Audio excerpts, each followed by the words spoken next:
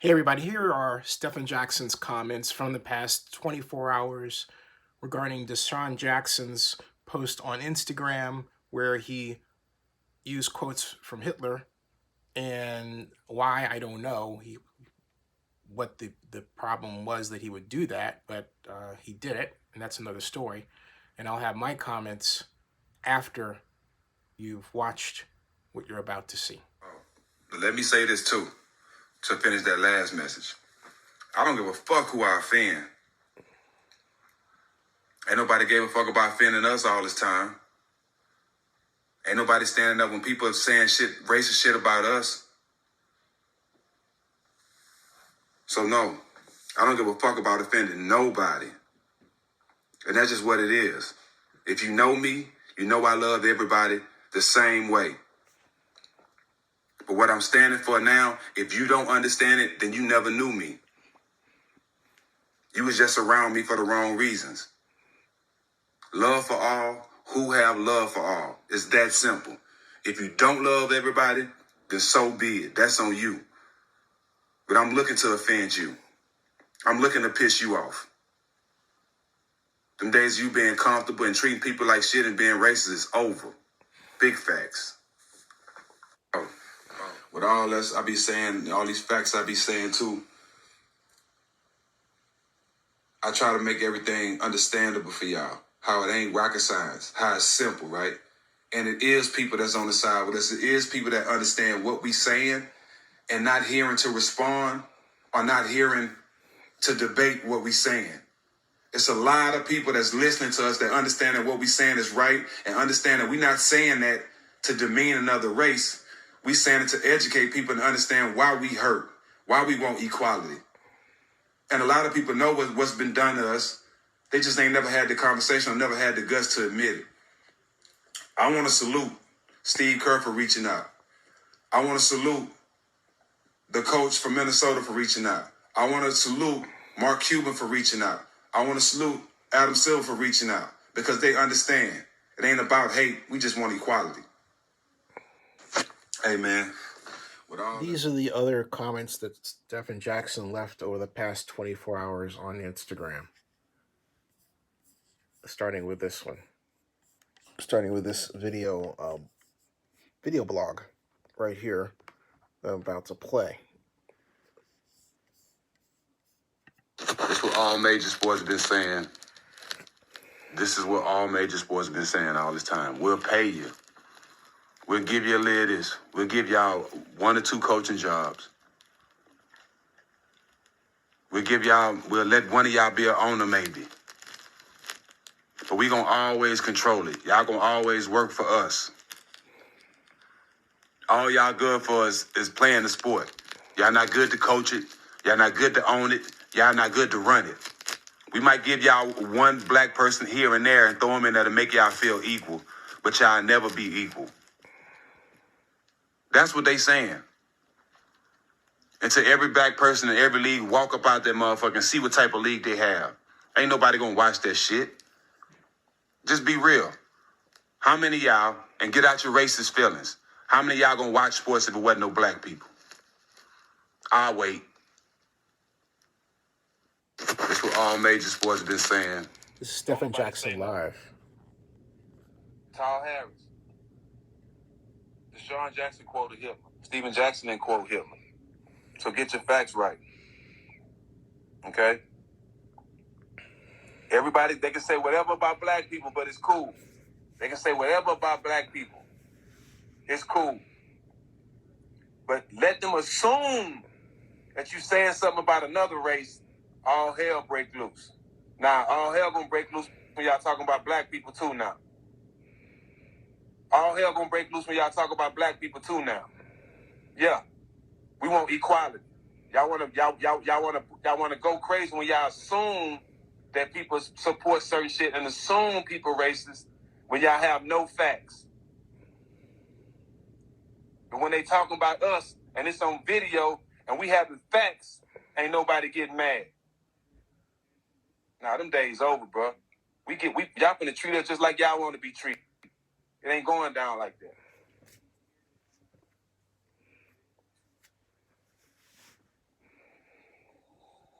And if I die fighting for equality, at least my kids know I ain't die no sucker. I can live with that.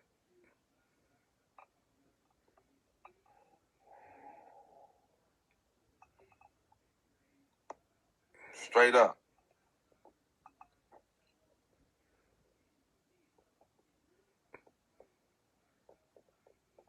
I'm fighting for my neighborhoods to look like the suburbs. I'm fighting for the slums to look like the suburbs. I'm fighting for to have black businesses in our own neighborhoods, so we don't have to go to the suburbs to buy nice shit. Why we can't buy nice shit in our own ghettos? Why they not spending money in our hoods and our ghettos so it won't be no ghettos, so it won't be no slums, so it won't be no projects? But don't spend money and move us out after we done died and bled our whole life.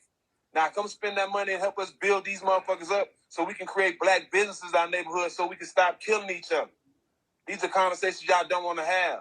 Y'all want to have petty conversations about shit that had 500 years ago that ain't got nothing to do with us going forward now. First of all, what Stephen Jackson said should be paid attention to, if only because it is one of the many and many more instances you're going to see and hear what black athletes think about the current condition of the United States of America.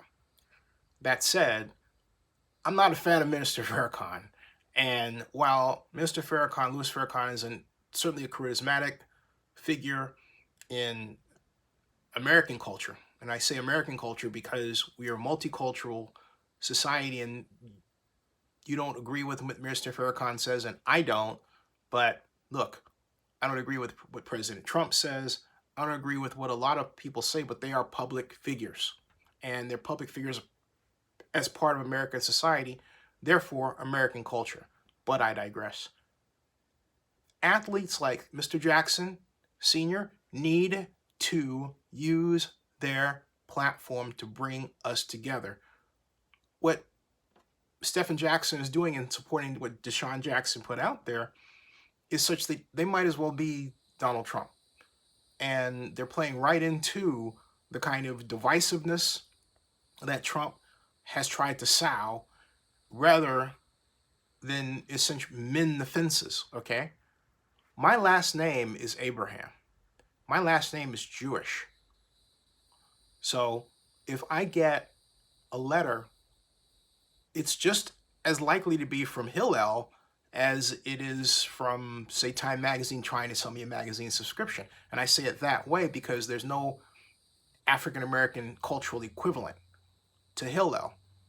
And not only that, what was surprising to me at the time while I was getting these newsletters was at the back of the newsletter was a place where you could gain money based on your legacy with respect to a Jewish family. And so African Americans don't have that kind of conduit to tap into to receive finances to get help. Having said that, we should. And here's the problem. The main number one problem with all of this is the lack of black confidence and self-esteem. That's what this is. Because look, we're all equal. We all have the same blood and everything else. We're all one race. There's no such thing as a black race or a white race or anything like that. Because we're all mixed together to begin with. We have been for a long time. The idea that we're not is a myth, and whoever preaches that myth should be laughed at. It's not the case. We are one race of people. We're the human race. That encompasses the whole doggone earth. And that's what Mr. Jackson should be reminded of. And everyone else, he refers to Jews as a race. That means that I'm once again interracial, right? But there are a lot of us who fall into that category. And I'll bet if I went back through Mr. Jackson's history, I would find a number of instances of interracial pairings. There's no escape. So we have to stop that. And we have to get to the number one brass tacks problem, which is that we, as a group, have been infected by social media to think that the world really isn't for us, as opposed to teaching us how to make the world for us, how to engineer it. All the rhetoric I hear, most of it, because I'm adding to it, right, says, hey, we're less than. We don't matter. We can't. As opposed to pointing out institutions that need to be improved. And Mr. Jackson does do a lot of that. And he would say, what you talking about? I do that. I got you. Okay, but listen to me. All right. And sticking to that. In other words, let's find the places in society that need the improvement, like the police, and stick to that. But right now, DeSean Jackson's off message as far as I'm concerned, and Stephen Jackson's off message as far as I'm concerned. Now, both of them would say, well, who are you to craft the message? Well, my return back is I'm trying to get us back on track because you two blunderheads are pushing us off of it. We have to repair this society so that we can repair this country. All of this comes in the middle of a pandemic, which has caused a dramatic economic downturn for which the dude in the White House is doing virtually nothing about. He's sitting on his hands because he doesn't have to worry about it. But the rest of us do. We have to get back on track, straightening out this country. Mr. Jackson talks about Flint, Michigan. Yes, we need to fix Flint. We need to have done it yesterday. So we need to have a more coordinated, sensible, and unified message and approach than what the two of you guys are putting out there. And I'll add Colin Kaepernick to that as well.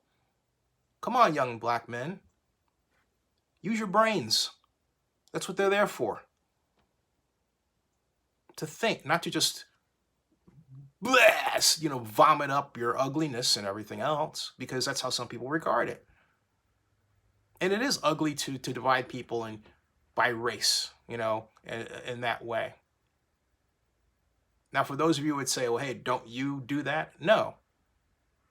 But I do tell a truth about how our thinking overall creates a white media versus a black media as opposed to one media. That's the sad aspect of this whole thing. Now, the bigger organizations will say they're one media, and they're not, because as Mr. Jackson has told us, hey, you know what? They're owned by someone who's white or some group. So the way to change this is, first of all, to continue on the path that we're on, because we do have many more African Americans that are doing exceptionally well. We tend to forget that. And I think the problem in forgetting that is a reflection of the fact that the people who are doing the talking at the highest level of visibility come from poor African American backgrounds. I don't. I come from a middle class one. Let's be honest here, okay? That's a big part. That's a big part of the equation. A huge part of it. But we need to pull together with one message to pull this country together so we can repair it, so we can get back to actually improve the lifestyle that we had. We can't do that on the road that we're taking right now. Subscribe to Zenny62 and bookmark oaklandnewsnow.com.